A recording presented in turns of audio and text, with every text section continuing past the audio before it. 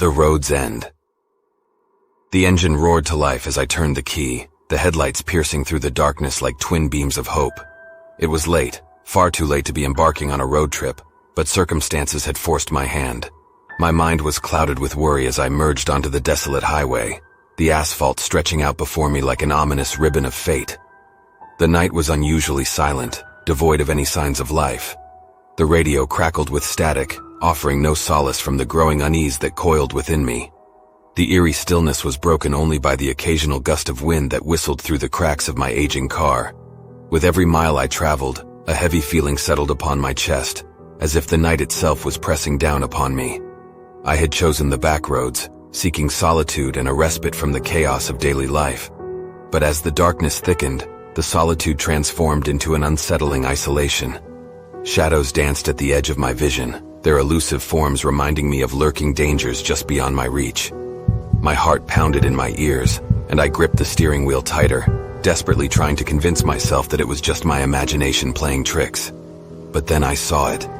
A figure, a mere silhouette standing motionless by the side of the road. I instinctively slowed down, my curiosity battling with the fear that gnawed at my insides. As I approached, the figure came into focus, an old woman clad in tattered clothes that fluttered in the wind. Her haggard face wore a haunted expression, her eyes staring into the depths of my soul. Against my better judgment, I pulled over, rolling down the window just a fraction to hear her words. Her voice, frail and trembling, carried a sense of urgency. She spoke of a curse, a malevolent force that had plagued these roads for centuries. Her voice wavered as she warned me to turn back, to abandon this path before it consumed me. My skepticism warred with my growing unease, but something in her eyes convinced me of her sincerity. Without a second thought, I thanked her and sped away, the specter of her warning clinging to my thoughts. The road stretched on, twisting and turning through dense woods, and the night grew darker still. Minutes turned into hours as I ventured deeper into the heart of the unknown. My headlights fought to penetrate the enveloping darkness, revealing fleeting glimpses of gnarled trees that lined the roadside. Shadows seemed to twist and contort, their forms becoming increasingly grotesque. Each bend in the road held the promise of terror, the unknown lurking just beyond the reach of my flickering headlights. Then, without warning, my car sputtered and died. Panic seized me as I desperately tried to restart the engine, but it remained lifeless. I was stranded, trapped in this nightmarish landscape. Fear coiled around me like a vice, squeezing the air from my lungs.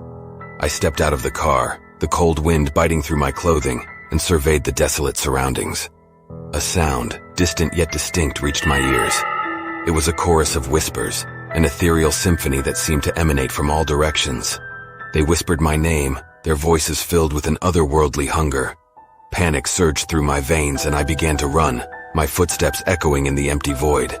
But no matter how fast I ran, the road stretched infinitely before me, never leading to a destination.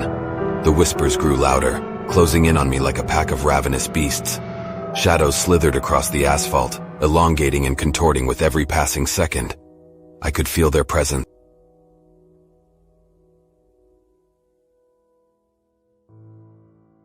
The haunting highway. The engine purred as I accelerated onto the open road, my car cutting through the velvety darkness. The moon hung high in the sky, casting an ethereal glow over the landscape. I relished the freedom of the open road, the wind tousling my hair as I ventured into the unknown.